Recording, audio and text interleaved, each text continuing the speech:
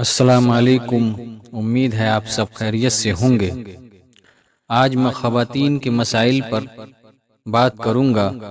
उनके कुछ ऐसे मसले होते हैं जिस किसी से वो जिक्र भी नहीं करती हैं और उस मसलों में ज़िंदगी गुजारती हैं।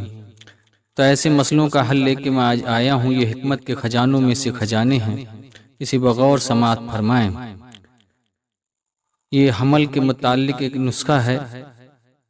ताज़ा दूध 2-3 बार अगर अजू खास पर लगाएं, फिर खुश्क होने के बाद जबकि औरत हैज से पाक हुई हो, उससे हम बिस्तरी करें, हमल रह जाएगा। ये नुस्खा किताबुल इजाह का है।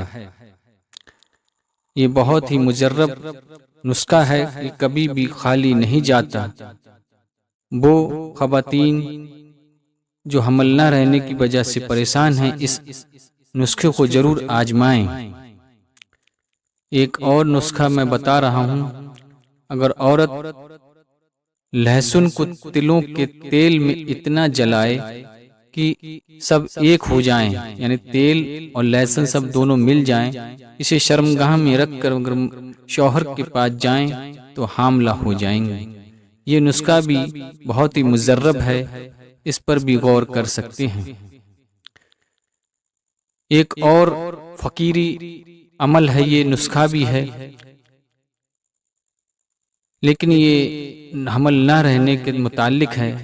कोई अगर चाहे हमारे हमल ना रहे उसके मुतालिक है। अगर औरत हाथी की लीद खाकर शौहर के पास जाए तो वो हामला हो जाए, और अगर लीद को अपने पास रखे तो कभी हामला ना होने पाए। ये एक बहुत बड़े फकीर का नुस्खा है जो बहुत ही कामयाब है। अब कुछ मसले ऐसे होते हैं कि अगर बच्चे होने में कोई दिक्कत होती है तो उसके मुतालिक है ये।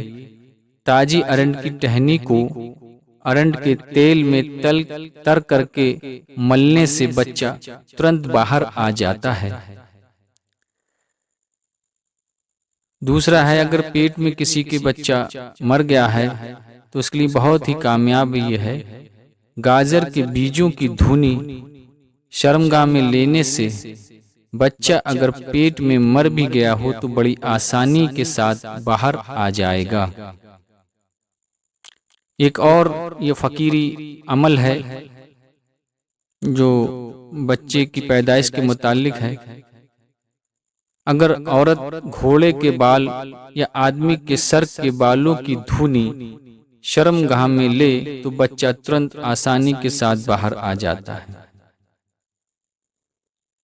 और अगर किसी ख़वातीन के पेट में बच्चा अगर मर गया हो और कोई दुश्वारी हो तो ये नुस्खा काम में लें कि गाय का गोबर, अगर किसी औरत के पेट में बच्चा मर गया है तो गाय का गोबर 10-100 ग्राम पानी में घोलकर पिला दिया जाए। इस दवा के पिलाते ही बच्चा तुरंत बाहर निकल आता है, मगर औरत फिर कभी हामला ना हो सकेगी। अब कुछ ऐसे होते हैं मसाइल के, अगर बच्चे उनके हो गए हैं, वो नहीं चाहते हैं कि हमारे और आगे बच्चे हों, हमल रहे, उसके मुतालिक है ये। बगौर समात फरमाएं। जामुन का फूल सिरके में पीसकर हैज के दिनों में, हैज जारी हो उन दिनों में 7 दिन तक खाने से औरत हामला नहीं हो सकेगी। एक ये फकीरी अमल बता रहा हूँ हमल ना होने के ताल्लुक से। बच्चे का दांत जो पहले टूटे, जमीन पर गिरने से पहले उसे लेकर चांदी में कराकर अपने पास रखें तो हमल नहीं ठहर सकेगा। बहुत ही मुजर्रब है ये फकीरी अमल है, नुस्खा है, कभी खाली नहीं जाता। जो ख़वातीन चाहती हैं कि हमल ना रहे उनके मुतालिक है ये। और आगे गौर करें, अगर कोई इंसान शहबत करते समय अपने अजू खास को तिल के तेल से चिकना कर ले तो औरत कभी हामला नहीं हो सकेगी। एक और नुस्खा आपकी खिदमत में है। अगर कोई औरत एक अरंडी साबुत निगल ले तो वह औरत कम से कम 2 साल तक हामला ना हो सकेगी। बहुत ही मुजर्रब और कामयाब अमल है ये। अंग्रेजी दवाइयों के साइड इफेक्ट से बचने के लिए मैं ये बता रहा हूँ।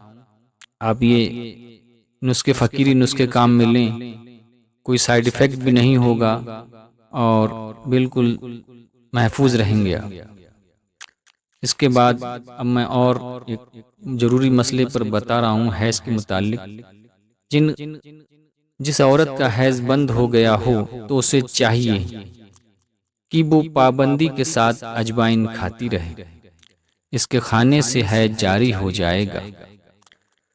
अजवाइन में ये खासियत कुदरत ने रखी है कि वो औरत के इस मसले में बहुत ही कामयाब है।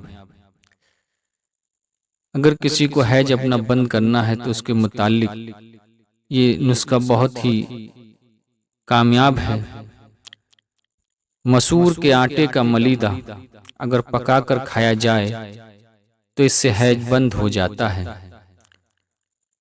इसको करने से पहले एक बात जरूर गौर कर लें, फिर उसके बाद हैज कभी चालू शुरू नहीं हो सकता। ये इसकी खासियत है। एक बार अगर आपने खा लिया और हैज बंद हो गया तो फिर ये किसी दवाई से चालू नहीं होता है। तो मुझे उम्मीद है कि मैंने जितने भी ये नुस्खे बताए हैं आपने बहुत ही गौर से सुने होंगे और स्क्रीन पे भी ये आहिस्ता आहिस्ता स्क्रॉल हो रहे हैं, ऊपर की तरफ चल रहे हैं। इसे आप बहुत गौर से नोट कर लें, अपने काम में लें या आप किसी को आगे इसके फ़ायदा पहुंचाएं। ये एक सवाब जारिया है, क्योंकि ख़वातीन हैं जो बीमारी को छुपाए रखती हैं और जिक्र नहीं करती हैं, तो उनके मुतालिक है ये। आप किसी को भी इससे फ़ायदा पहुंचा सकते हैं।